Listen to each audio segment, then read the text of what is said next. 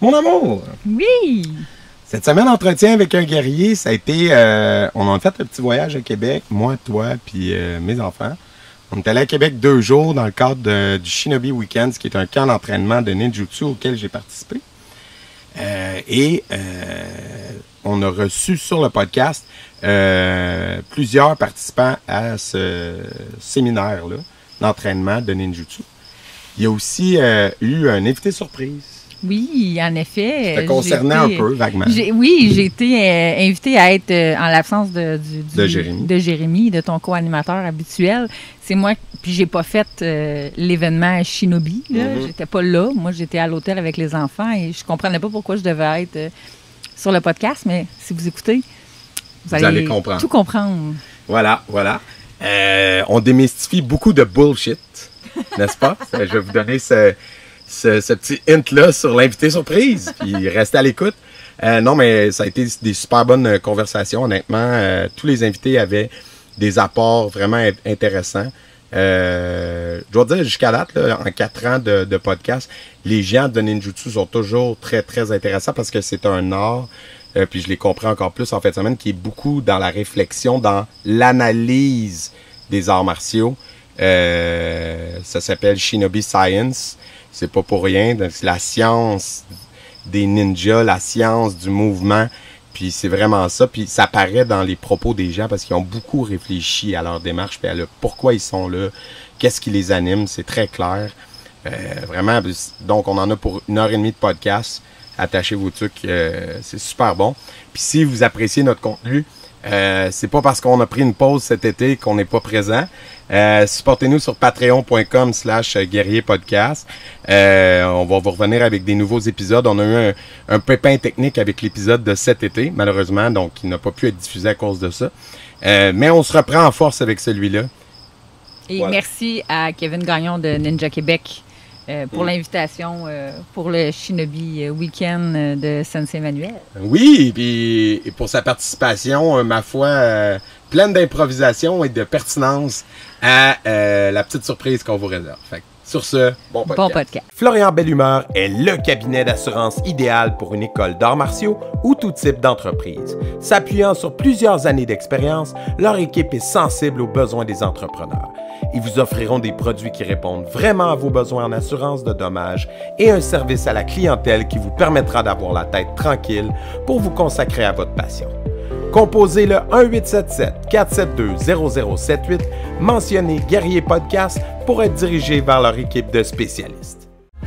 Les cicatrices nous rappellent d'où on arrive, les combats qu'on doit livrer quand le destin chavire. Guerrier, on fera ce qu'il faut pour la famille. Cœur de lion, œil de tigre, on a la paix dans la mire.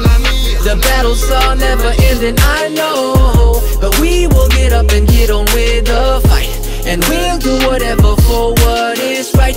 Just put your trust in us, Cette semaine, pour notre grand retour en entretien avec un guerrier après notre première pause estivale, ever, en 4 ans, on revient en force avec un autre événement en direct auquel on a assisté ou même participé. On est en direct du camp...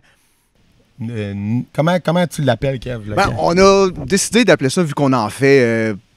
plusieurs à chaque année. On en fait environ 4 par année. On a décidé d'appeler ça les Shinobi Weekends, dans le fond. Puis, mais anciennement, c'était le camp parce qu'on en faisait seulement 1 par année. Là, on a décidé d'en faire 4. Pourquoi? Because why not? Parce qu'on aime ça. C'est ça. Because we can.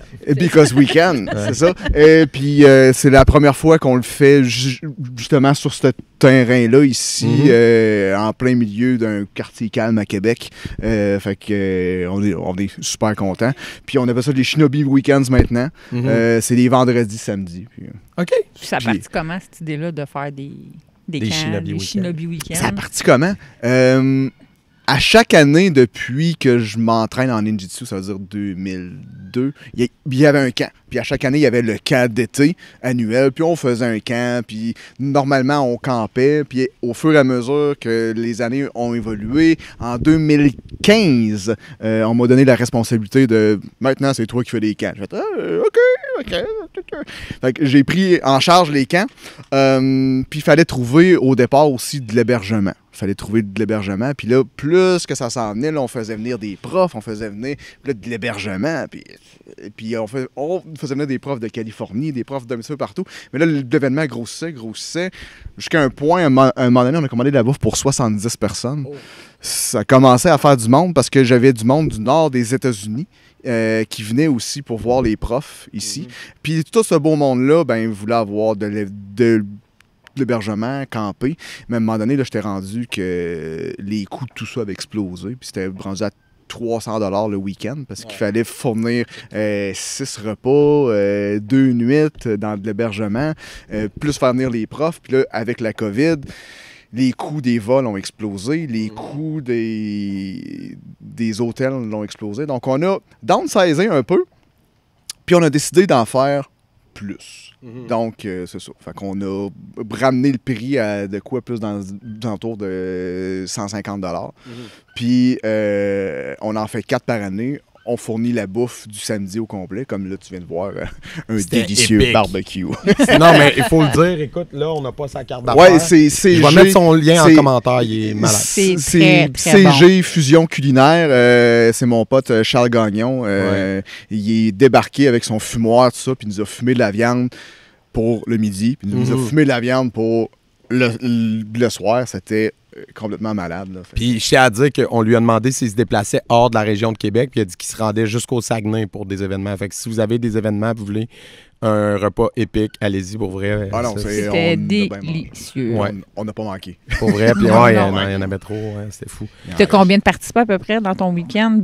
Est-ce que c'est tout le temps les mêmes qui reviennent ou t'en as qui disent « Ah, moi, cette session-là, j'y vais tout le temps. » puis... Tout dépendant du monde. Là, il y a des fois, puis on se promène à travers le Québec. On en a fait un à Drummond, on en a fait 2 à Drummond, on en a fait un à Québec l'année dernière, puis là, on est rendu à Québec aussi. On essaie d'alterner les villes, puis généralement, on tourne dans l'entour de entre 25 et 30 participants. Puis c'est du monde qui vient de toutes les écoles, donc de Victo, Drummond, Buckingham maintenant, Montréal, puis de Québec. Là. Fait que ça dispatche un petit peu, puis tout dépendant où c'est qu'on va, ben, quand on s'en va à Drummond, il y a beaucoup plus de monde des Bois-Francs qui sont là, parce que c'est plus proche de là. Fait que c'est pas tout le monde qui décide de faire des fois, ou qui sont assez craqués pour se taper 5 heures de route. Salut! Pour venir à un événement. Mais il y en a qui sont des mordus comme toi et moi, puis on est prêt à faire des 5 heures de route pour se taper des événements parce que ça en vaut la peine. Puis, moi, je le sais, je viens de le vivre, mais ça consiste à quoi pour les gens qui nous écoutent? Qu'est-ce qu'on vient de... C'était quoi le contenu un peu? Donc, de la fonction? Ce qui est le fun, c'est que moi, je fais venir mes profs à moi, généralement, puis on leur demande, OK, ben, go, entraînez-moi. Donc, c'est, à quelque part, on prend tout le groupe de profs, puis on se dit, regarde, on va entraîner les profs. Mais c'est ouvert à tous. Donc, c'est quelque chose, des fois, que, wow, c'est moi-même, je regarde ça, puis j'essaie de le reproduire, j'essaie de le faire, les concepts qui sont là, je vais les travailler pendant des années, puis quand on me prend pour faire des démonstrations, j'ai l'air d'une vraie couille parce que je maîtrise rien de ce qui se passe là. T'sais. Ouais. Mais ça fait en sorte aussi que vous autres, vous le voyez en tant que tel.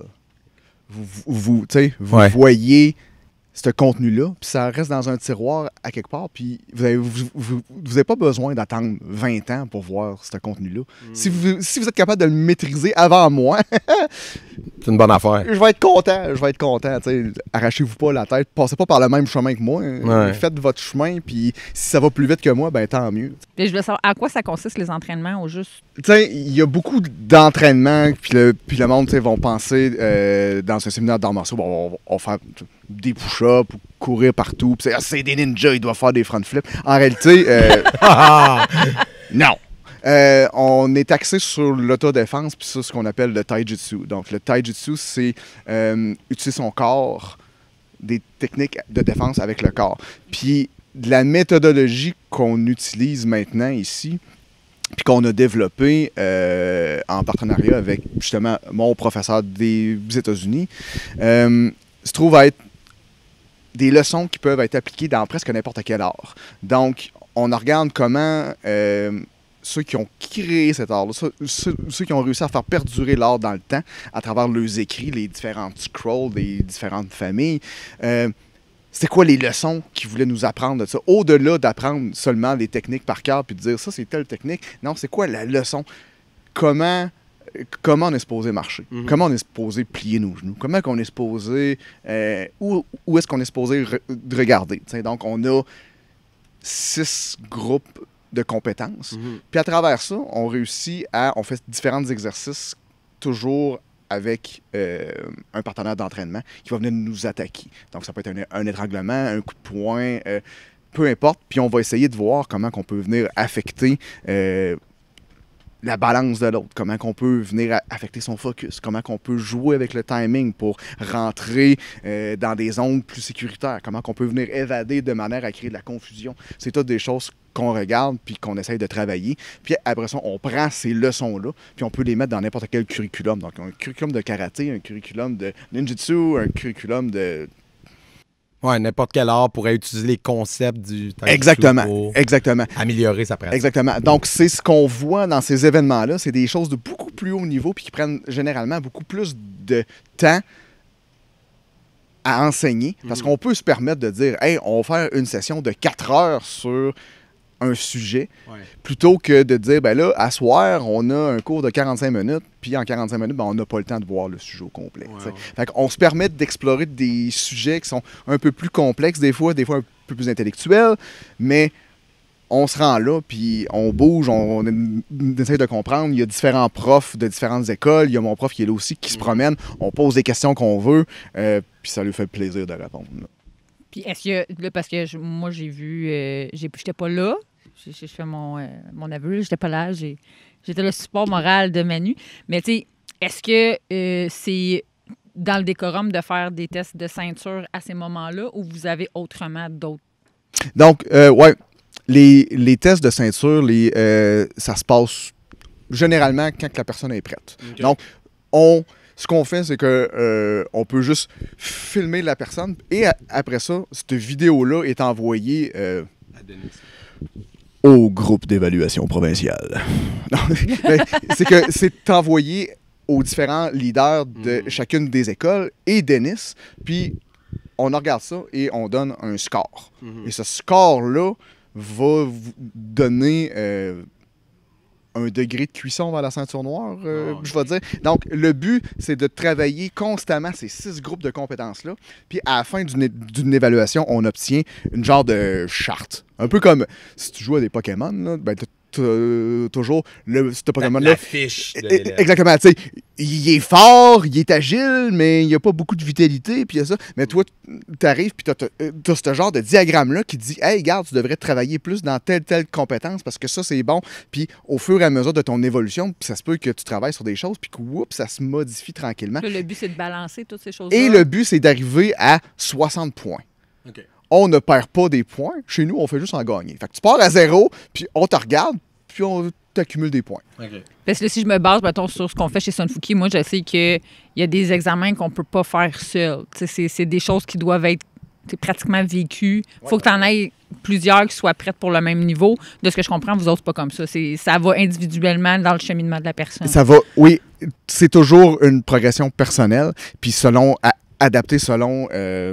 ce que les gens veulent faire en réalité. J'ai du monde des fois qui viennent puis qui me disent « Hey, regarde, moi je viens puis je veux vivre des expériences un peu plus, sentir la pression dans mon corps, mais de vivre des tests de pression puis de voir si je suis vraiment apte à me défendre. J'aime mieux faire mes techniques à 10% puis juste comprendre comment que le corps humain marche. Fine. Ces attentes sont pas de « Est-ce que je vais survivre une attaque de zombies? » Le gars me dit « C'est pas ce que je veux. » OK, mais tu veux comprendre comment que le corps humain fonctionne puis voir comment tu peux être débalancé. Fine. Tu veux avoir un peu plus un côté spirituel puis de cheminement à travers les arts martiaux. Ouais. Fine, mais on va t'évaluer à travers ces 6 groupes de compétences-là. Tu fais ton test à 10% si tu veux, puis on va regarder si tu l'as ou non. Mais en fonction des attentes que tu as. Ouais. Maintenant, il y a l'autre type de personne aussi. Moi, je veux devenir un guerrier, je veux vaincre tout le monde. Puis là, dans son test, ça marche. C'est comme, ça fonctionne aussi.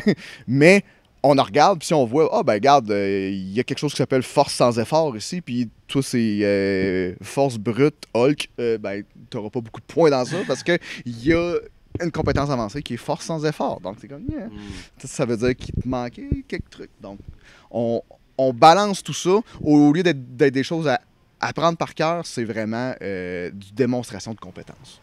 Puis moi, suite à ça, ma question va se retourner vers Sensei. Parce que tu fais déjà des arts martiaux, on est déjà dans le Kempo. Ouais. Qu'est-ce qui t'a poussé? Qu'est-ce que tu l'as essayé? Qu'est-ce qui t'a poussé à dire, hey, je veux continuer dans cette voie-là? Puis ma question, elle a comme un autre sens pour Kevin. Qu'est-ce que tu as remarqué que le karaté qu'il y avait à sa base a peut-être aidé ou peut-être nuit dans son ninja? Je sais pas qu'est-ce qui va... Tout dépendant des réponses, peut-être que tu vas pouvoir je pense trouver pas un clash. honnêtement, peut-être tu me contrediras si j'ai pas raison, là, mais je pense pas que ça nuit. Je pense pas que n'importe qui arriverait ici, qui a une pratique dans d'autres choses, ça lui nuit, ça l'aide. Mais pas de nuire, c'était comme... Mais... Tu as quand même une pratique, on a quand même des formes ou des déplacements. Il y a des choses à déconstruire. C'est ça. C'est ça. Merci, c'est sûr. Déconstruire. Oui, là-dessus, tu as raison. Mais le fait d'avoir un bagage en arts martiaux, quand tu commences autre chose, je veux dire, je pense pas que j'aurais réussi à faire ce que j'ai fait aujourd'hui. Mais pourquoi plus le ninjutsu? J'avais, tu sais, ça fait 10 ans, puis je continue encore la pratique du Kenpo. J'enseigne le Kenpo, j'adore ça. Mais j'avais le goût d'enrichir ma pratique avec quelque chose qui explore d'autres aspects de l'autodéfense pour devenir un enseignant d'autodéfense plus complet, parce que dans ce qu'on enseigne, c'est la partie qui me passionne. Tu sais, je veux dire, tu me connais bien. C'est le open form, je peux te l'enseigner, mais je suis pas un expert là-dedans. Tu sais, il y a des aspects de notre art que je suis pas expert. Puis c'est tellement un art qui est comme qui touche à beaucoup d'aspects que, dans le fond, souvent, les professeurs vont être un peu plus spécialistes dans telle ou telle branche. T'sais.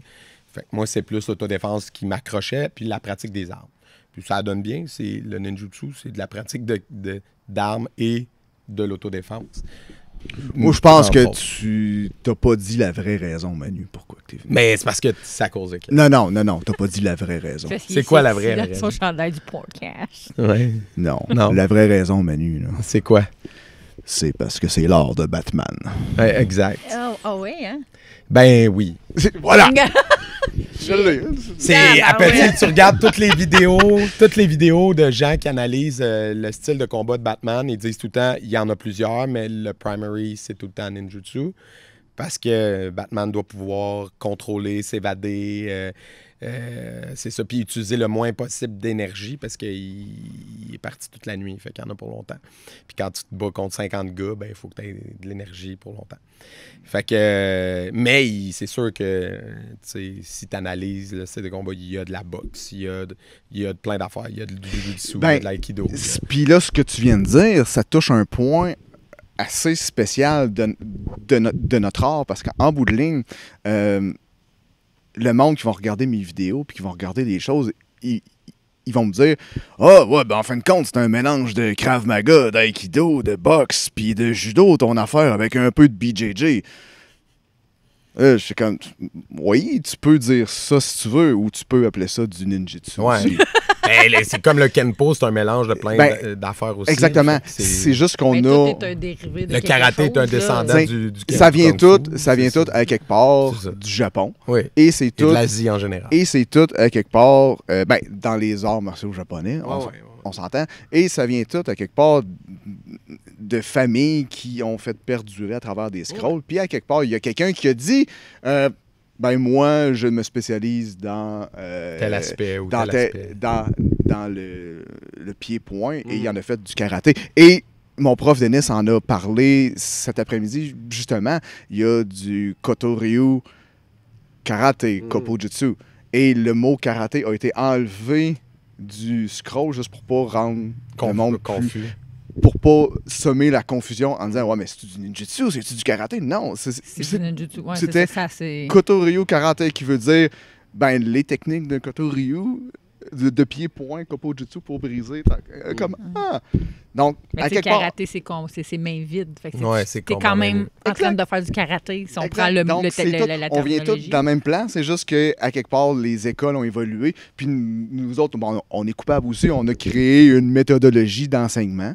Puis on va essayer de la faire perdurer dans le temps aussi. On n'a pas créé un curriculum, on n'a pas créé... c'est juste une manière d'enseigner, de dire les choses pour réussir à ce que tout le monde, dans la province de Québec, on commence à parler le même langage au lieu que chaque prof parle un langage différent. On est capable de se parler tout le monde ensemble. Ouais. Est-ce que vos termes là, je dis de kata, là, mais est-ce que c'est encore des termes japonais? Nous, on est en American Kempo, fait que nos termes sont anglophones. Vous autres, c'est... On va utiliser des termes japonais. Et c'est drôle que tu parles justement le terme kata.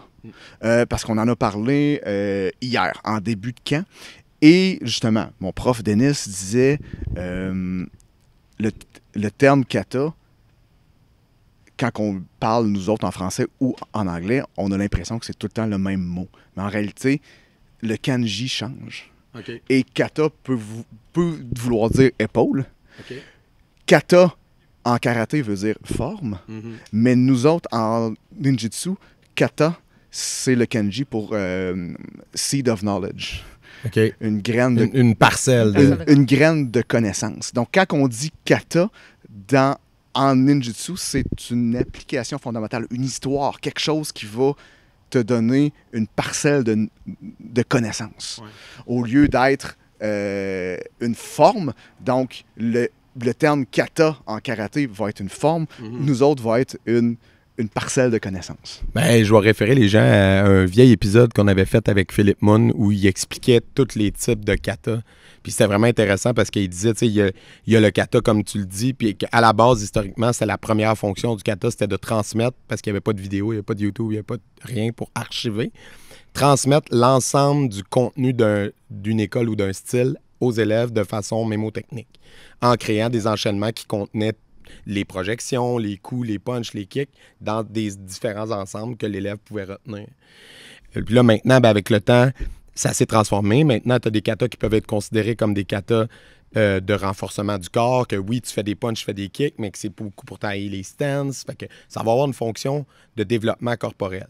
Tu as des katas, dans notre style, il y en a plusieurs qui le pratiquent, qui est le open form, où là, c'est carrément plus sportif/artistique. Ce n'est plus martial, mais c'est pour... une performance. C'est des skills. C'est des skills. C'est une performance athlétique. Oui. Incroyable. Incroyable. Parce que je vous regarde aller, puis je suis pas capable de faire ça. Puis moi non plus. Moi, j'en fais pas d'open compétitif, puis je les trouve hallucinants. Puis si c'est des pratiquants traditionnels sérieux, ça va définitivement pouvoir nourrir leur pratique trad.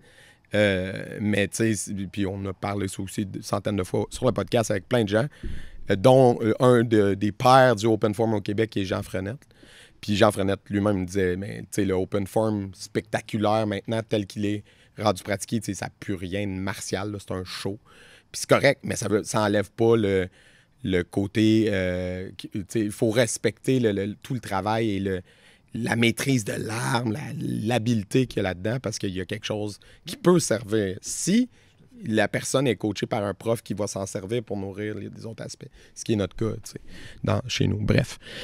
Mais pour répondre à la question, parce que j'ai pas vraiment répondu, là, à part Batman, la réponse la réponse sérieuse, ouais, c'est ça. Non, mais je pense que la plupart des pratiquants, après un certain nombre d'années, ont le goût d'élargir leurs horizons tout en continuant leur pratique, juste par curiosité intellectuelle souvent. C'est pas le cas de tout le monde, mais je suis pas le seul à le faire. On a des collègues qui sont en BJJ maintenant depuis quelques années, puis il y en a d'autres qui se sont tournés vers d'autres choses, puis c'est 100% cool. Puis moi, ben à 41 ans, ben je suis un jeune vieux. Fait que, tu sais, il y en a peut-être qui ont attendu 20 ans avant de faire ça, mais moi, j'étais comme... Non, là, moi, c'est là, tu sais. Puis c'est là parce que je suis tombé sur une gang avec qui ça connecte. Puis je pense que autant ce qui a fait que j'ai commencé avec Kenpo, c'est Chian Nicolas. C'est le prof. Ben, pour la même raison, tu sais. C'est pas pour te lancer des fleurs, mais je veux dire, le prof, premièrement, puis la gang aussi. Non, mais pour vrai, quand vous étiez venu faire un séminaire chez nous, je voyais la dynamique, puis j'étais commencé vraiment cool, tu sais. Puis en même temps, je pense que chaque école, puis chaque style de prof va aller chercher une clientèle différente, tu sais. Parce que cette vibe-là ne convient pas à tout le monde. Tu sais, il y a des gens qui ont besoin... qui ont besoin d'un cadre rigide, structuré. Puis le côté, je disais tantôt à quelqu'un dans la journée, tu sais, le côté, entre guillemets, paramilitaire du karaté, le côté très très rigoureux, très discipliné, très dépassement de soi, très dans la physicalité. T'sais, nos tests de ceinture, on peut pas parler des tests, ils sont secrets, mais on peut parler qu'il y en a des très longs. OK? Ben, ils vont aller chercher un renforcement de l'esprit par le renforcement du corps. T'sais. Puis moi, ayant grandi ma jeunesse, mon adolescence, puis encore aujourd'hui ma vie d'adulte, je me considère comme un nerd, puis comme un geek, tu sais, façon de parler. Mais genre le karaté, ça m'a servi à me bâtir une confiance, puis tu sais, ça m'a amené plein d'outils que je sens que j'aurais pas été peut-être même assez confiant aujourd'hui si j'étais pas passé par cette étape-là assez pour aller dans quelque chose de plus cérébral comme le ninjutsu. Ça m'a toujours attiré. J'avais même visité des écoles dans le passé, mais j'étais pas tombé sur des gens dont l'attitude me plaisait. Puis tu sais, pendant le COVID, j'avais cherché droite à gauche des trucs, puis je voyais des affaires que les profs blastaient carrément des écoles comme la mienne. Fait que j'étais comme, j'ai pas envie de cette vibe-là, clairement. Puis quand on s'était rencontrés, ben, tu sais, sur le podcast, ça a cliqué. Puis après, je vous ai vu aller en vrai, puis tout ça. Fait que c'est ce qui m'a amené ici. Mais le contenu, le cursus, c'est ce qui m'attire aussi. La gang, le prof, le cursus. Mais tu parles de profs différents. Là. Ouais. Puis dans les différentes villes, puis les différents profs qu'on a ici, on est tous différents ben aussi. Oui, c'est ça. C'est clair. C'est que... ben, tu l'as vu ce matin, la première séance a été donnée par Pascal, qui est le prof de Victoriaville, qui a un style complètement différent de ce que moi j'ai pu donner, puis que j'ai un style complètement différent de ce que mon prof a donné. Ouais. Donc, ben, tu veux-tu que j'aille chercher Pascal? Ah ben... Le prof de Victo? On peut faire une pause puis repartir. Ouais, regarde, c'est ça. Fait que, regarde. On va le chercher. Oh, je suis Pascal Poudrier. Oui. De Victoriaville. Yes, Victo Power. Yes. Est-ce que c'est ma ville natale. Oui, je le sais. C'est hot, hein? Le monde est petit. Oui. Victo, c'est transféré à Gatineau. Exact. Fait que là, on va faire comme si on part de zéro. Explique-nous ton parcours d'arts martiaux. Comment tu as rencontré le ninjutsu? Comment c'est arrivé? Parce que moi, personnellement, ayant grandi à Victo dans les années 80-90, il n'y en avait pas. Il y avait Kenpo Victoriaville puis une école de Shotokan. De Shotokan, oui. That's it. C'est pas vrai, j'ai fait du taekwondo avec Martin Montes. J'ai fait du taekwondo. Fait que c'était pas mal ça. Puis du judo, probablement. Ouais. J'ai fait du karaté Shotokan pendant, je dirais, 1 an. OK. Après avoir échoué ma ceinture jaune, j'ai abandonné. Puis c'est vrai. OK. Oui, avec un œil au beurre noir. Ah. Voilà, mais j'avais 8 ans. Ouais. J'étais un jeune enfant. Ouais. Et la vie étant ce qu'elle est, à un moment donné, j'ai fait beaucoup de cheminement personnel. Ouais. Puis à travers le cheminement personnel, ça m'a amené naturellement vers cette recherche-là d'arts martiaux. Mm-hmm. Ben, des personnes, à un moment donné, ils me disaient « Hey, tu fais des arts martiaux, toi? » Non, ça m'a jamais intéressé. Puis à un moment donné, quand il y en a un autre qui t'en dit, puis il y a un autre qui t'en dit, là, c'est comme... C'est la vie qui m'a envoyé un message. Fait que je me suis mis à faire une recherche sur les arts martiaux. Tu cherchais J'ai cherché, en fait, j'ai regardé sur Wikipédia, il y a quand même une description bien détaillée de beaucoup de styles. Donc, j'ai pris le temps d'étudier ça. OK. Puis j'ai fait comme, hey, il y en a 2 qui m'intéressent. Le ninjutsu puis l'aïkido. OK. Qui sont quand même dans le même genre de philosophie. Mm-hmm. Fait que, je regarde ça, Drummond, je regarde les écoles sont où, une à Drummondville, une à Trois-Rivières. En région, c'est pas tout le temps évident, il faut le exact. dire, il n'y a pas autant de choix. Fait que j'ai contacté le prof de Drummond, parce que c'est le plus proche. Mm-hmm. Puis il m'a invité à déjeuner. OK. Ça a été quand même un fait cocasse. On a placoté pendant 2 heures de temps, de toutes sortes d'affaires. Puis quand même, ça me tente de l'essayer. OK. Fait que je suis monté à Drummond, fait un cours. Ben, c'est quand même 45 minutes de route, là. Ouais, 30, 35, 40, là, ouais, dans ce coin-là. Tu voulais, c'est quand même... Oui, fait que, mais j'étais allé, puis ça a cliqué. Ça a fait comme, oh wow. C'est ça. Je t'ai embarqué là-dedans. C'est comme un coup de foudre, hein, quand on trouve un style qu'on aime. Exactement. C'est vraiment... T'avais rien, tu sais, t'as fait du karaté, t'as dit que t'avais à peu près 8 ans quand t'as fait ta ceinture. Ouais. Puis au moment, il s'est écoulé combien de temps avant que tu retournes dans les j'ai arts commencé martiaux? à 33... Puis t'as rien 34 fait ans. entre Non, absolument qui pouvait, genre, te laisser sous-entendre, je sais pas, tu t'es mis à jouer au jouais au volleyball, en fait. OK, quand même. J'ai joué au volleyball compétitif pendant 18 ans. OK. Fait que j'ai fait beaucoup de compétitions. OK, fait qu'il n'y a rien qui te laissait présager que tu allais retourner. Non, pas du tout, exactement. Puis ça a juste comme, bang, oui, ça m'a fait arrêter le volleyball, puis j'ai dédié mon temps à ça, dans le fond. Donc, c'était quand même super intéressant. Fait que de là, de fil en aiguille, j'avais du temps. Mais c'est à quelle année, ça, à peu près?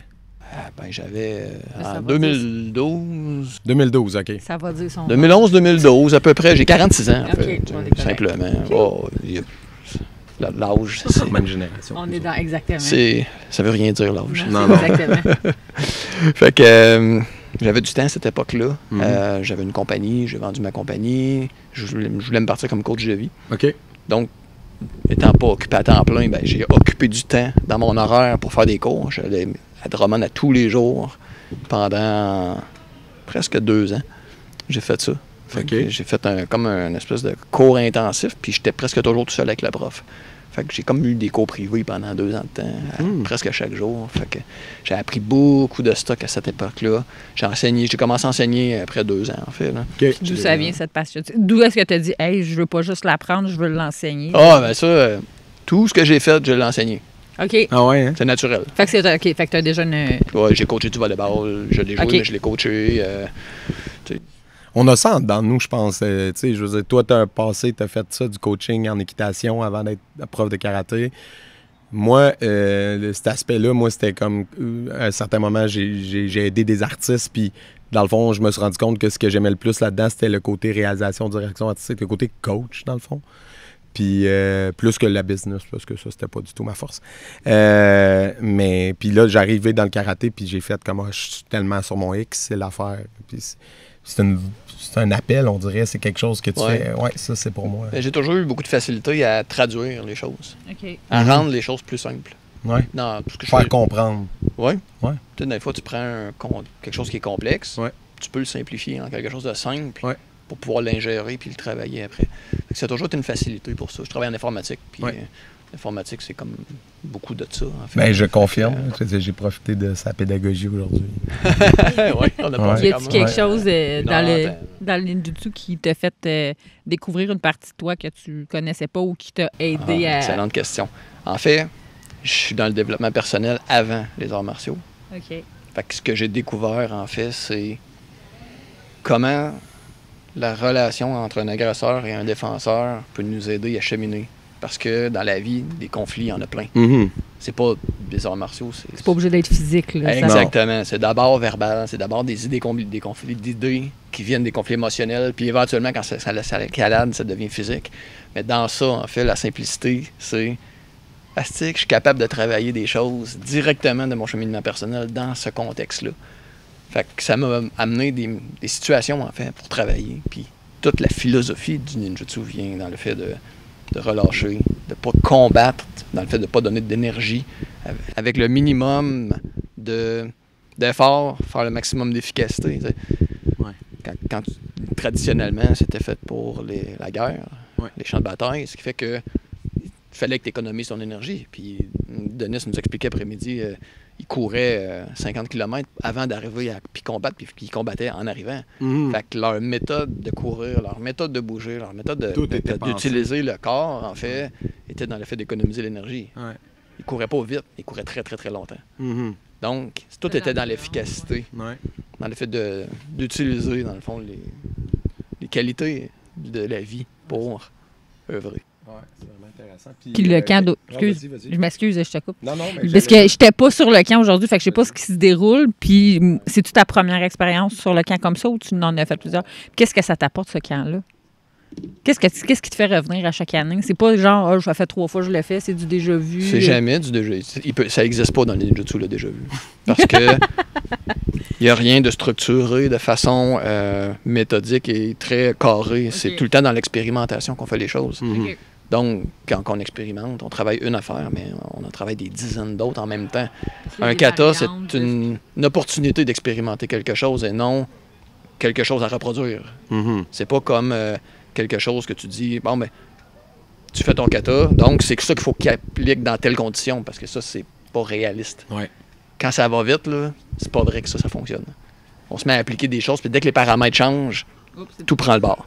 Fait que l'idée, en fait, c'est ça qu'on apprend à travers tout ça. C'est toute cette qualité-là d'adaptation qu'on vient à trouver, en fait, avec différents agresseurs. On a différents gabarits. Des Des gens très forts, des gens costauds, des gens grands, des gens petits.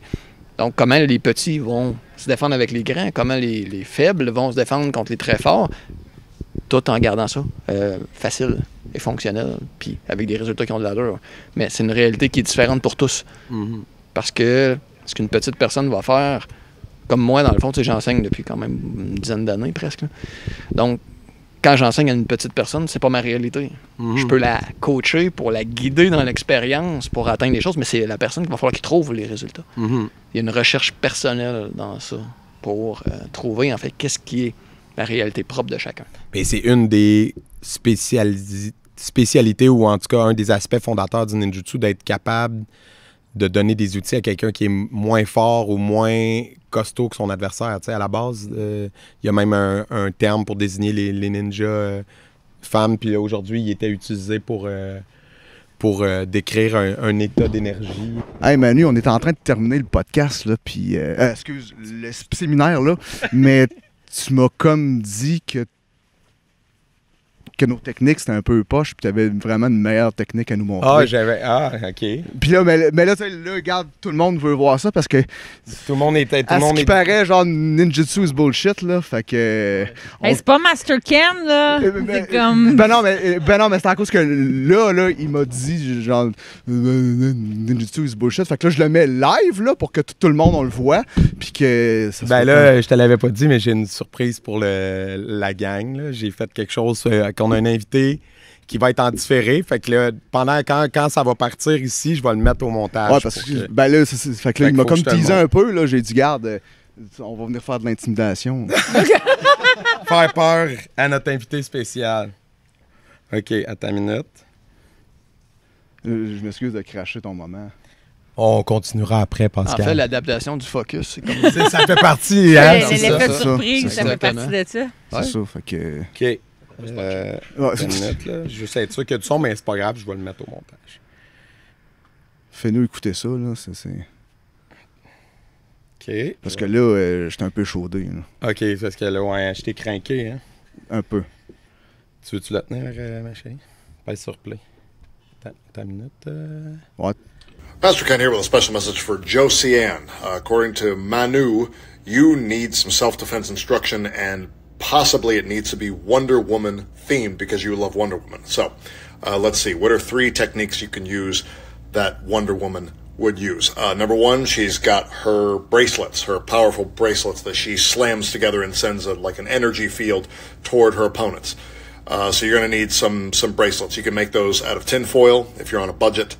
If you have more resources, I'd recommend getting them custom made. Just make sure that they are not made out of copper. A lot of people have copper allergies, so you can't be Wonder Woman with a rash. It doesn't look right. Number 2, the lasso of truth. This can be any lasso. You're a woman, so you're already going to be able to tell when men are lying. So it doesn't have to be a special Wonder Woman lasso. It could be dental floss. You just need to wrap something around your opponent or boyfriend or whatever, and they're going to tell you the truth eventually, probably out of fear. And number 3, flying an invisible jet. The great thing about an invisible jet is no one can actually tell if you have it or not, because it's invisible. So just start telling people you have one, and then once in a while, just go out in the front yard and just crouch in a seated position with nothing around you. People will see that, and then they'll just say, oh, Josiane is sitting in her invisible jet again. Just a couple ideas. In case that is not enough self-defense instruction for you, we're going to finish with something special, okay? Now your boyfriend is going to demonstrate to you my special technique so powerful that it can make a dark night kneel before you. Je suis là, bébé. Tu m'aimes fou ça?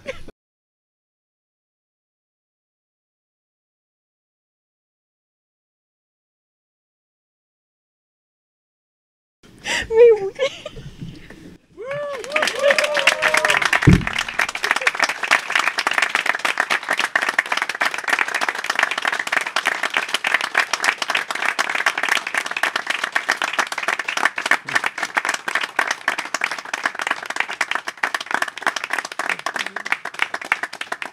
Master Ken, remember, always restart that groin. Vas-y, alors, après cette brève interruption, demande en mariage. J'ai dit oui, en passant. Et oui, c'est ça, si vous n'avez pas compris dans l'émotion. J'ai dit oui. Oui, c'est ça, exact. On s'en remet. Donc, si je suis comme ça, brag. Oui. Brag. Mais, OK. T'avais une super bonne question. Est-ce que tu t'en rappelles? Oui, je m'étais dit, ça avait rapport avec le camp. Est-ce que toi, quand tu viens ici, dans le fond, ça te ramène beaucoup de bagages pour transposer à tes élèves? Tu fais comme, oh mon Dieu, ça, je vais pouvoir le montrer. Ça, je vais pouvoir le montrer. Puis à travers ça, est-ce que tu emmènes des élèves avec toi ici ou c'est juste pour toi ce moment-là? Non, les élèves viennent. En fait. C'est vraiment ouvert à tous. Okay. C'est important, dans le fond, parce que le matériel, même s'il est avancé, est accessible aussi au niveau. C'est des principes qui sont vraiment disponibles, qui sont faisables d'être mis en application par n'importe qui. Mais ça ne veut pas dire que les gens vont réussir nécessairement tout de suite. Parce que c'est des choses qui se travaillent dans le temps. Mais déjà, d'en être conscient que ça existe, c'est déjà beaucoup. Donc, ça simplifie les choses. T'as-tu découvert... Il y a des élèves là-dedans que ça doit faire longtemps que toi. Si ça fait 10 ans, je pense que tu enseignes, que j'ai compris. Est-ce que sur ce camp-là, tu as découvert des choses de tes élèves? Des affaires comme, ils ont vécu quelque chose là? Non, parce qu'on se voit 2 fois par semaine, c'était 2. OK. Fait qu'il n'y a pas de découverte. Non. Des fois, tu dis, je sais que telle personne va réagir de telle manière sur tel exercice ou... Non, il n'y a pas de... On est vraiment dans un processus de recherche et non dans un processus de réaction, comme tu dis. OK, ouais. Il n'y a pas de réaction. On est dans la... C'est pas comme un test, là, non plus. C'est vraiment plus un exemple. OK, je comprends. Ouais, exact. Comment ça va, le dojo? Là, ça fait combien d'années qu'il roule? Dojo de Victo? Oui. Oh, ça fait beaucoup d'années. Avant moi, il y avait mon prof à moi qui l'avait. OK. Que j'ai pris la relève quand il s'est retiré. OK. Donc, ça fait, je sais pas combien d'années. Hein. Okay. Moi, ça fait 8 ans, 7 ans que j'enseigne. Hein. 7-8 ans à peu près que j'enseigne à temps plein. Hein. Okay. Ah non, plus que ça. Ça passe vite le temps. Hein? Oui. À peu près en 2016. À peu près 7 ans, 8 ans à peu près que j'enseigne à temps plein à Victo. Que je fais la charge du dojo, en fait. Mais tu sais, on est un organisme à but non lucratif. Donc, conseil d'administration et tout ça.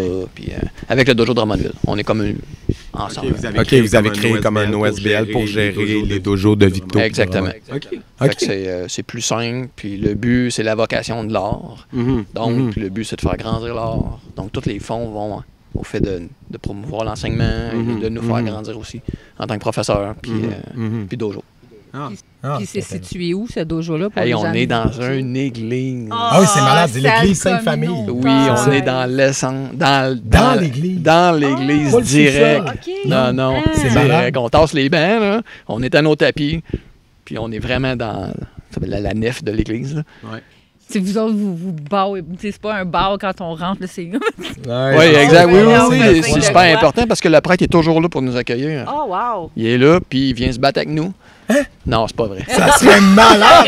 Ça aurait été malade que le prêtre, ce soit un élève, hein?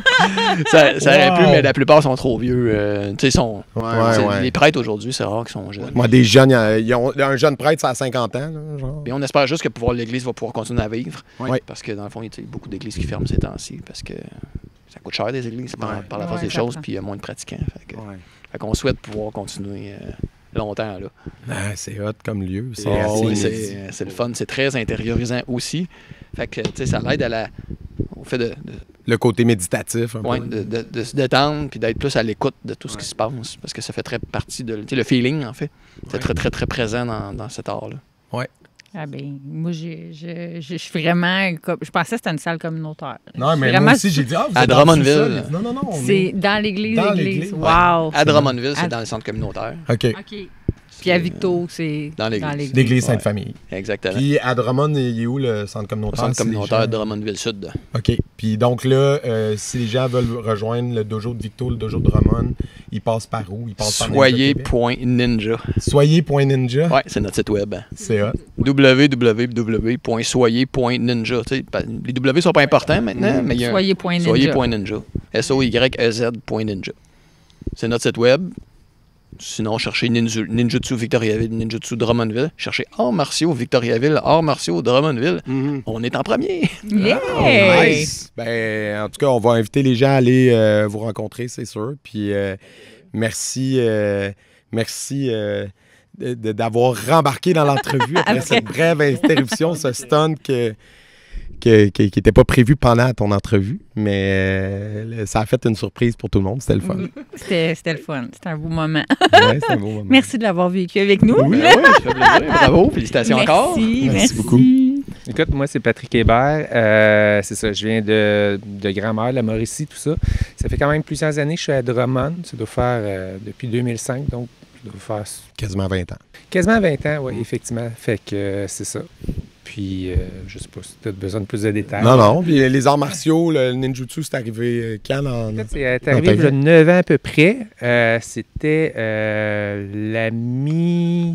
le chum de l'ami de ma blonde qui a dit « Hey, tes enfants aimeraient peut-être ça, faire du ninjutsu. » Fait que, tu sais, moi, à l'époque, je me suis dit « Ah, peut-être ils aimeraient bien ça, lancer des petites étoiles de ninja. » Fait que j'ai mettre un bandeau, se cacher dans les égouts. C'était la perception que j'avais. Fait que j'ai été là à cours d'essai avec mes 2 enfants. Puis là, c'était Marc Jobin, le professeur. Puis à la fin du cours, il m'a comme fait une clé. Puis là, j'ai fait « Oh! Là, il y a quelque chose là-dedans. Il y a vraiment quelque chose d'intéressant. » Parce que j'aimais les arts martiaux, les films, tout ça, la Ninja Mania, j'adorais tout ça. Mais c'est toute la partie qui était plus compliquée. Ce que j'aimais pas, c'était comme la vitesse, la force, etc. Je voulais avoir de quoi qui était plus... Moins dans la force brute. Exactement. Puis là, j'ai quand même fait « Oh, ça existe vraiment. Puis tu peux vraiment faire quelque chose avec ça. » Fait que c'est là que la flamme a été allumée, tout ça. Fait que c'est ça. Puis les débuts, c'était peut-être un peu plus rough. Moi, j'aime pas me battre. Je déteste me battre. J'étais pas là pour me battre, etc. Mais tu sais, le temps que la confiance monte, ça m'a pris, je te dirais, 8 mois à peu près. Puis là, après ça, l'intérêt était là. Puis on dirait que plus que tu avances dans cet art-là, plus que tu t'en vas dans la subtilité, plus que ça devient intéressant, puis plus que ça fait « Wow! OK, là, il y a du matériel. » Puis là, Fait que là, tu travailles des mois pour une petite affaire, mais c'est un game changer à chaque fois. Fait que c'est vraiment intéressant. Puis qu'est-ce que ça t'a apporté? Parce que je pose souvent la question aux gens, là, parce que des fois, on se découvre des affaires nous-mêmes.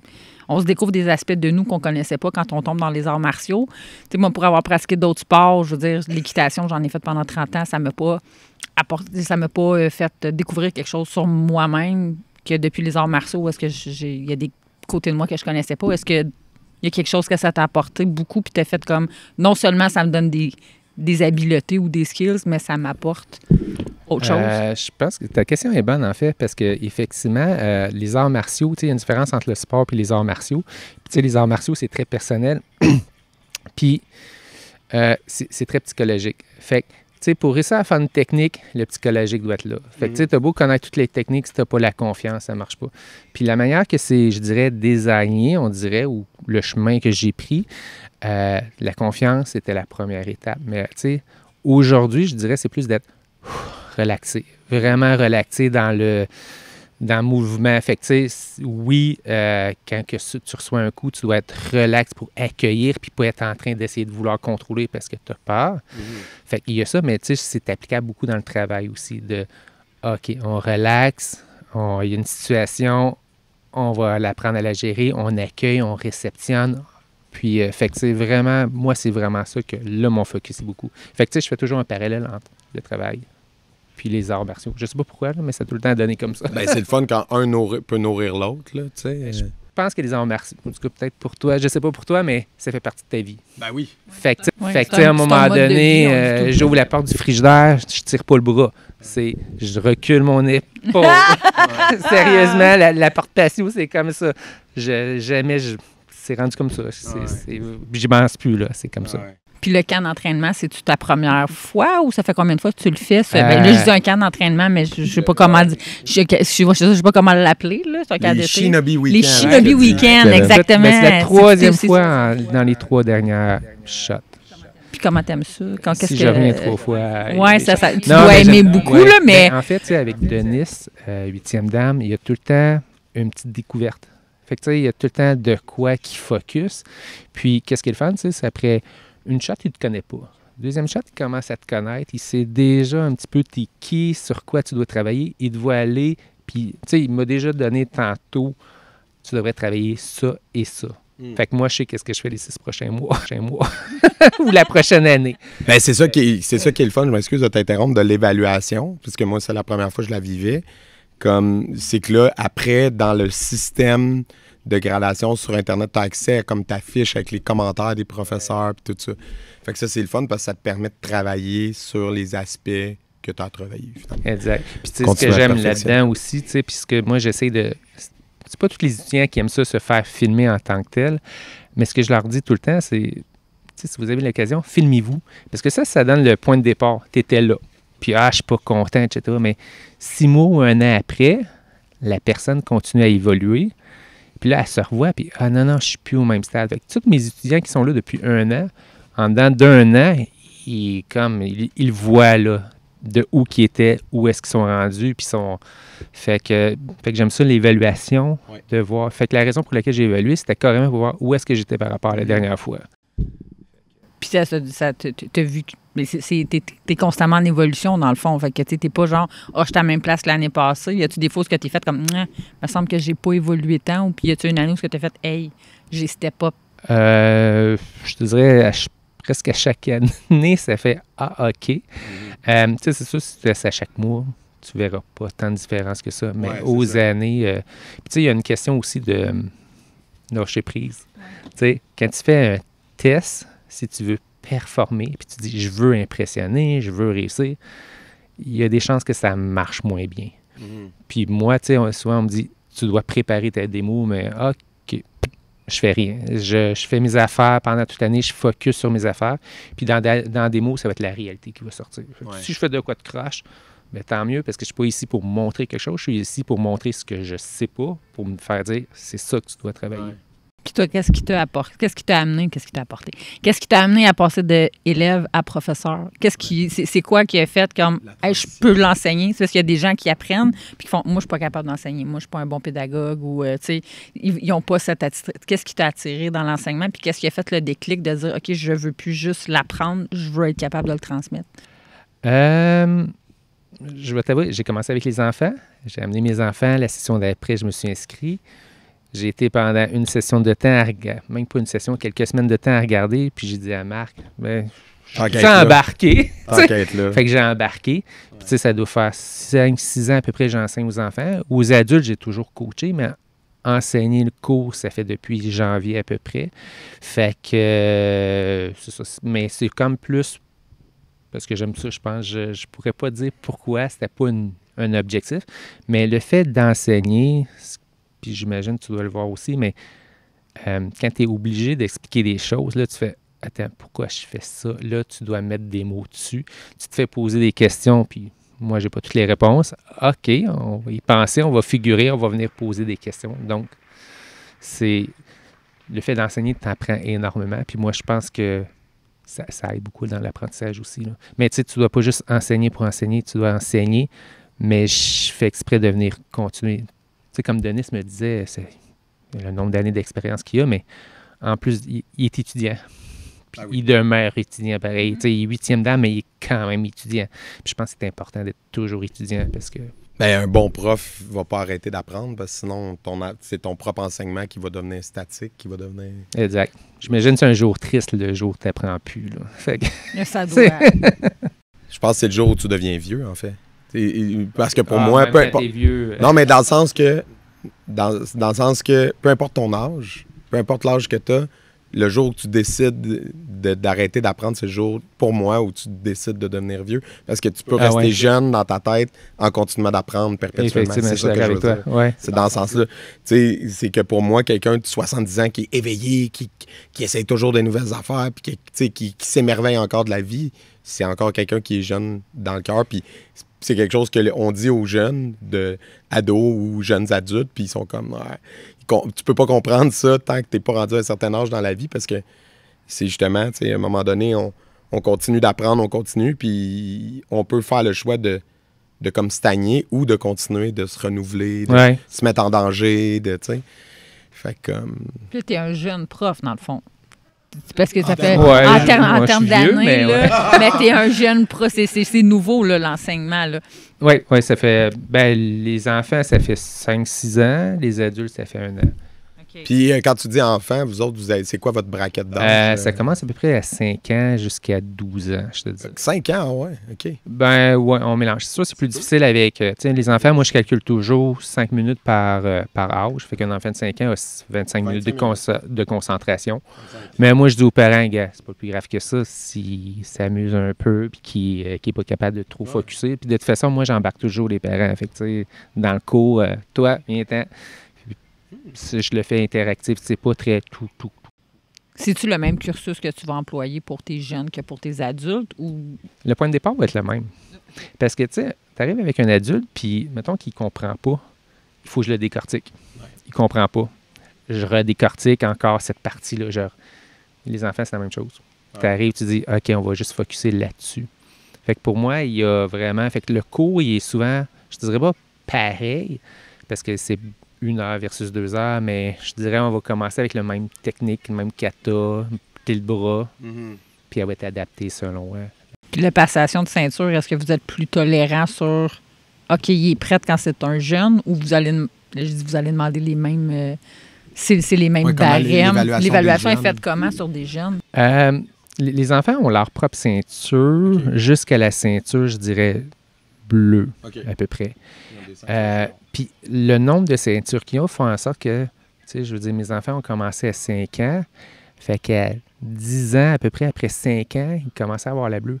Mais tu le vois déjà que par défaut, avec leur maturité, à 5 ans, ils réagissent déjà comme quelqu'un adulte arrive à la ceinture bleue, c'est-à-dire, c'est un aspect un peu plus, est-ce que je suis en sécurité? J'ai-tu ma sécurité? Est-ce que je gère bien ça?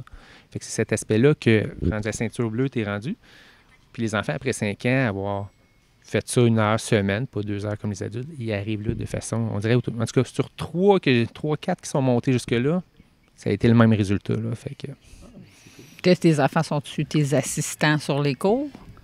Oui. Ben, c'est parce que, tu sais, pour moi, il y avait-tu un de tes enfants? Non, ils sont plus jeunes. Okay. Mais, tu sais, l'idée, un petit peu, c'est de dire, écoute, moi, j'essaie de faire participer les gens. Puis, tu sais, le cours, la manière que je vois les cours, moi, c'est pas...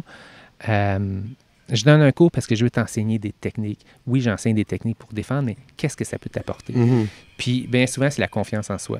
Fait que, tu sais, d'arriver et de dire, OK, toi, t'es coach. Fait que tu viens m'aider, tu t'assois à côté de moi, les autres sont là, je te prends comme UK. Donc, ça y monte, ça y fait grandir sa confiance. Les autres voient ça, les autres deviennent plus matures. Fait que tu crées une synergie de maturité, etc.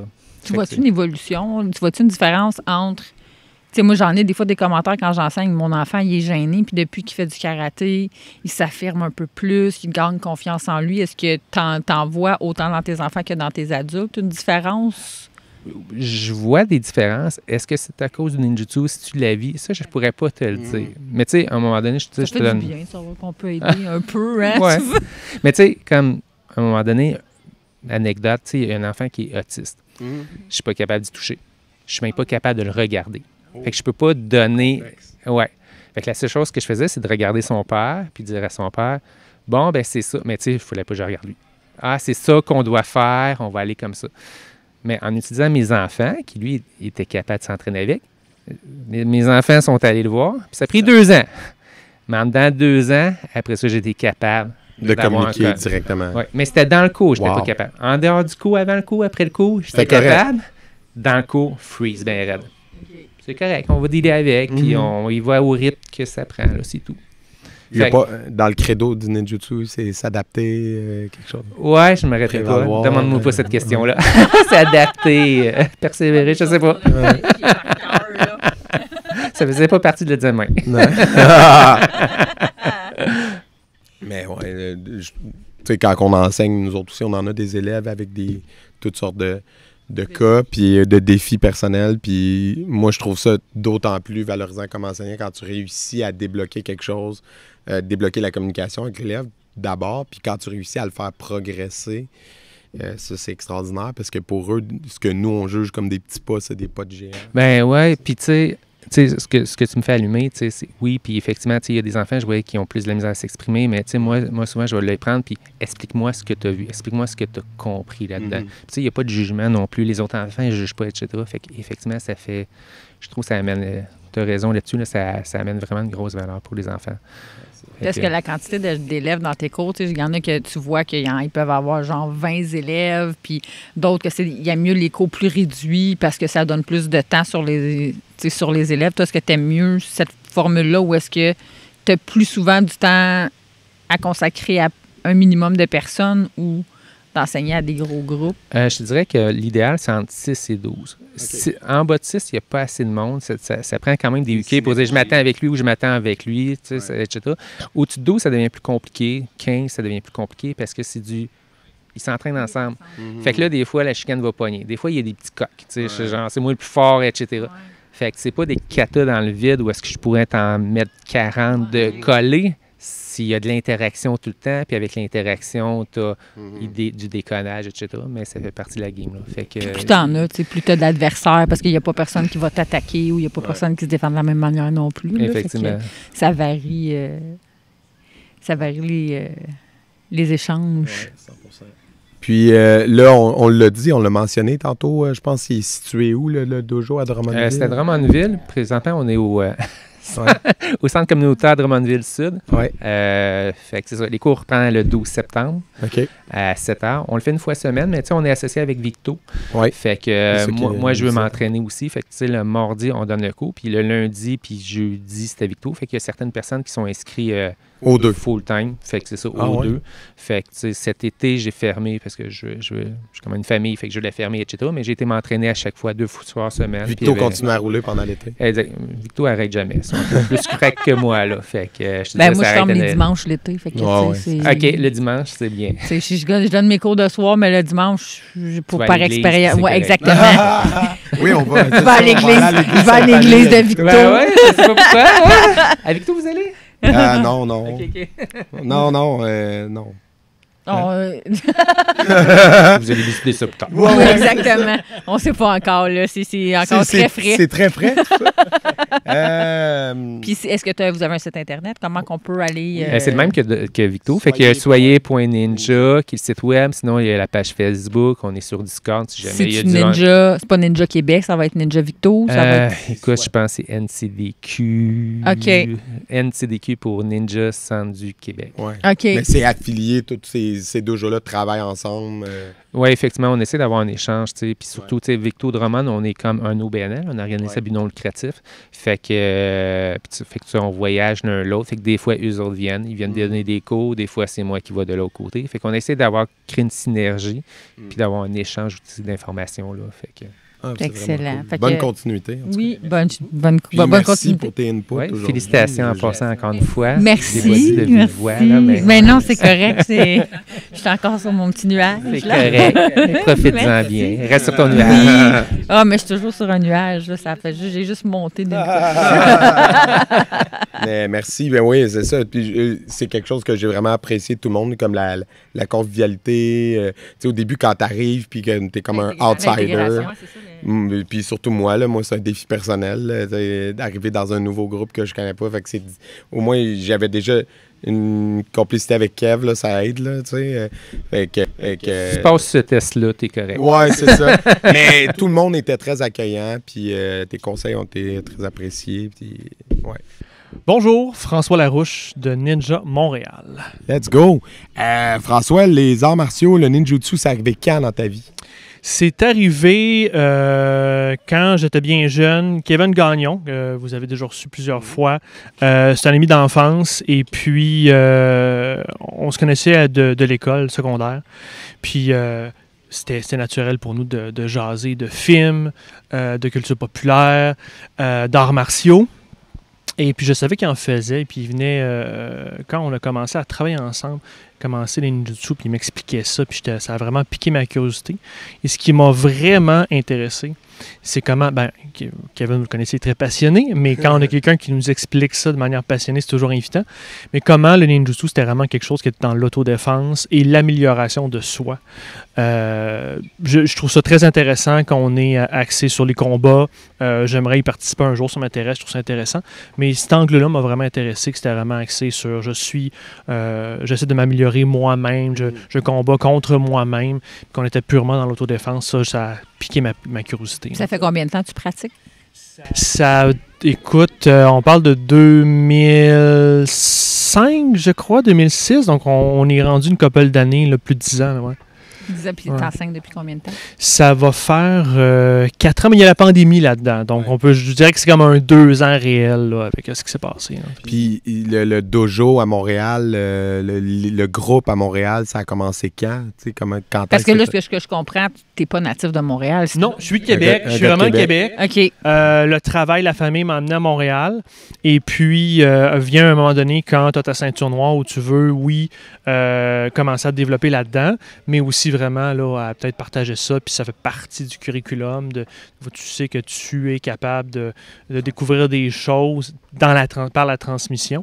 Fait que pour répondre à la question, oui, c'est vraiment venu, là, je sentais qu'on était rendu là, j'en parlais, c'est un peu le cycle de la vie, hein, un peu comme je viens d'expliquer. Je faisais la même chose avec des amis. Puis là, t'en parles à des amis, ils sont intéressés, ils veulent essayer. On se loue un local. Fait que c'est venu un peu comme ça, ouais. Qu'est-ce qui a coupé? Bien là, pas coupé parce qu'on est toujours des éternels élèves quand on fait des arts martiaux, mais c'est quoi qui a fait que tu as fait le switch, que tu n'es pas juste resté un élève puis que tu t'es dit, je serais un bon prof ou je veux l'enseigner, je veux plus juste l'apprendre. C'est quoi le déclic qui s'est fait pour que... je ne sais pas si je suis un bon prof, on demandera à mes étudiants, mais... Écrivez en commentaire. C'est ça. Les élèves de Montréal. Mais comme je viens de dire, c'est vraiment, tu découvres, en l'expliquant, en amenant un autre point de vue, tu découvres toi-même des choses où tu peux verbaliser, tu apprends à verbaliser des choses que tu fais peut-être naturellement ou sans y réfléchir. Fait que tu apprends à déconstruire des choses. Et juste le fait d'avoir des questions auxquelles tu n'as pas nécessairement la réponse tout de suite, puis là, tu y penses, tu es comme, attends une minute. Puis là, toi-même, ça te fait cheminer. Je pense qu'en travaillant là-dessus avec des amis, c'est là que je me suis dit, il y a peut-être quelque chose là, puis il y avait de l'intérêt. Fait. Qu'est-ce que ça t'a apporté, toi, dans ta vie personnelle, les arts martiaux? Oh, la belle question. Accessoirement, j'enseigne aussi à l'université. Dans quel domaine? Sciences Po. OK. Fait que je travaille même pas là-dedans en plus. C'est vraiment juste comme accessoirement, j'ai 3 charges de cours. Puis je vous parle de ça parce que le ninjutsu a été la première ouverture où j'ai appris à prendre ce rôle-là. Ce qui n'était pas super naturel pour moi au début, là. Et puis, ça m'a ouvert la porte à apprendre, à devenir enseignant. Fait qu'il y a beaucoup d'apprentissage, encore une fois. Hein. Puis, il y a ça à côté de toi que tu connaissais pas. Je répète souvent la question parce que je suis tout le temps fascinée de tout ce que les arts martiaux apportent dans la vie. Mais y a-t-il un côté de toi que tu t'as découvert et tu as fait « Oh mon Dieu, je me connaissais pas comme ça » ou un côté peut-être plus enfoui, qui était plus gêné, que tu as réussi à faire ressortir à travers les arts martiaux puis ça t'a aidé? En tant que personne? Bien honnêtement, puis j'espère que ça va toucher des auditeurs, il y a une question de confiance, je pense, qu'à un moment donné. Quand tu passes d'un à l'autre, puis c'est récent pour moi, je suis encore dans cette transition-là, mais c'est d'apprendre à se faire confiance, de faire confiance à son art martial, à ses professeurs qui nous ont transmis tout ça. Et ça, ça a été, c'est encore un cheminement, Puis ça, là-dessus, c'est sûr que j'apprends encore pour répondre à la question. Là. Ouais. Mais absolument. Là, je pense que tu te vois, au début, tu te définis comme un étudiant, puis quand tu fais le switch, pourquoi est-ce que j'ai ce qu'il faut, puis d'avoir confiance en tes capacités, les capacités aussi de tes enseignants et des autres ceintures noires à t'évaluer. Donc, si on te donne un certain degré, il faut avoir confiance en ces gens-là aussi qui le voient en toi. Puis ça a été pour moi un apprentissage justement d'arriver dans ce rôle-là où aujourd'hui à l'université, puis dans les cours, même si je ne sais pas tout, puis on l'a vu aujourd'hui, on ne sait pas tout, toi puis moi, ça ne veut pas dire qu'on ne sait rien. Ça ne veut pas dire qu'on ne peut pas mutuellement, tu m'as appris des choses, je vais t'apprendre des choses, c'est qu'on ne peut pas grandir ensemble. Fait que il y a beaucoup de... C'est pas que j'avais pas d'humilité, mais ça nous nourrit l'humilité aussi, je pense, à un moment donné. Puis le camp d'aujourd'hui, techniquement, si tu es ami depuis longtemps avec Kevin, tu as fait le camp à plusieurs reprises. Puis qu'est-ce que ça t'apporte, ce camp-là? Qu'est-ce que tu sais, à part des nouvelles techniques, parce que ça revient souvent, là, genre, tu viens tout le temps il y a tout le temps quelque chose de nouveau qui revient, mais y a-t-il quelque chose que ça t'apporte pour que tu reviennes à chaque année? Il doit y avoir c'est ton défi de l'année? Oui, presque, puis c'est un peu intense parce que je vois quasiment ça comme mon jour de l'an. C'est comme si pour moi l'année finissait et commençait avec le camp d'été qu'on fait ici. Parce que pour moi, c'est comme une étape où c'est un reset, mais aussi une période pour s'évaluer voir le cheminement qui a été fait en 1 an. OK, oui, j'ai avancé là-dessus. OK, là-dessus, j'ai besoin de travailler. Ça me permet de voir aussi qu'est-ce que je dois faire, le cheminement qu'il y a à faire, le cheminement qui a été fait. Donc, ça amène... Oui, il y a le premier degré, là. On apprend des nouvelles choses, on partage du savoir, mais je vois vraiment aussi ça comme un reset de l'année où je réévalue ce que je suis puis où est-ce que je peux aller. Fait que qu'est-ce que tu peux prévoir dans les prochaines? Chaque année. Écoute, en plus, c'est des amis d'enfance très souvent. Il y a Jean-François Bélanger, Kevin Gagnon. Fait que c'est toujours un plaisir de revoir ces chums-là en même temps. Là. Puis as-tu des élèves qui viennent avec toi?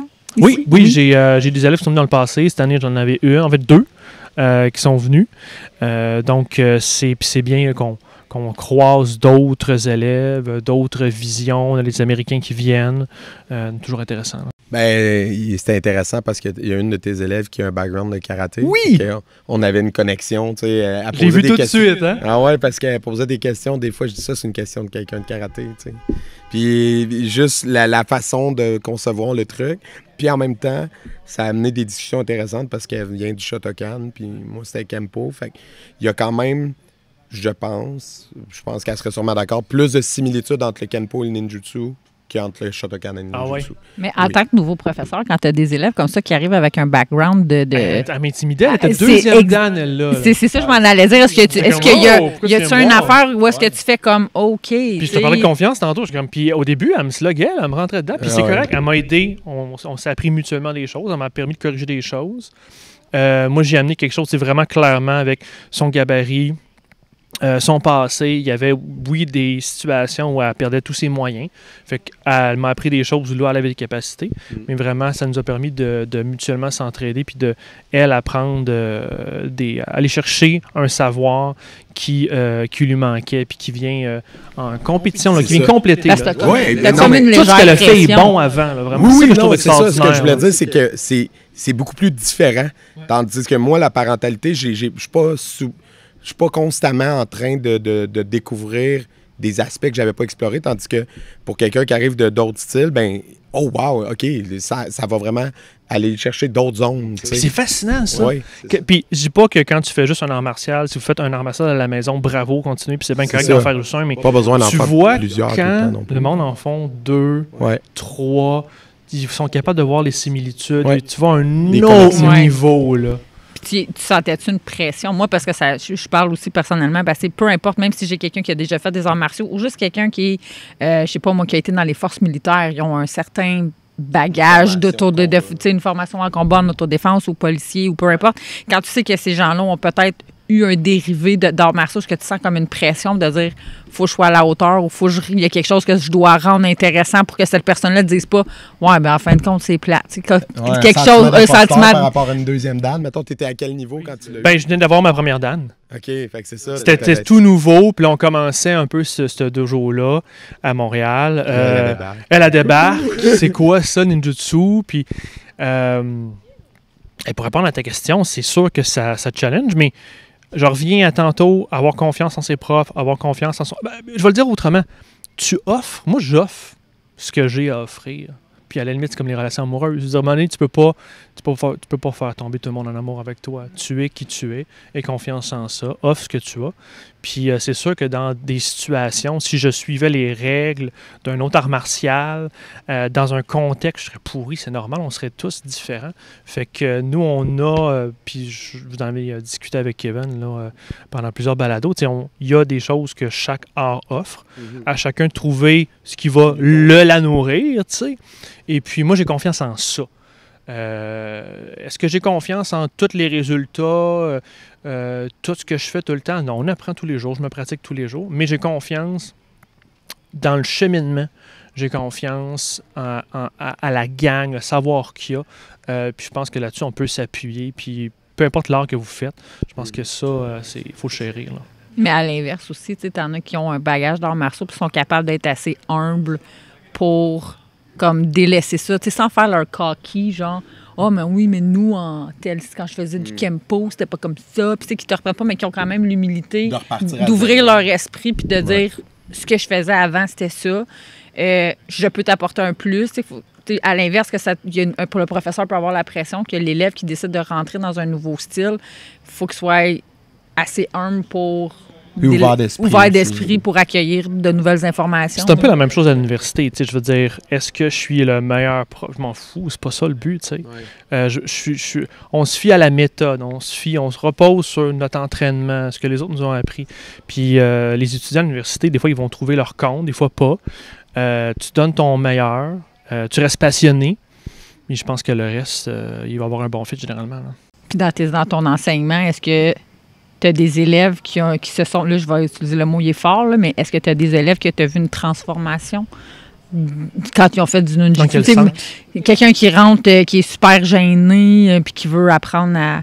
Tu sais, qui est super réservé, puis qui s'affirme pas, puis le ninjutsu l'a emmené à s'affirmer. Je sais pas si c'est le ninjutsu, mais je me souviens d'un étudiant LP, pour pas le nommer, qui... comment je pourrais dire ça?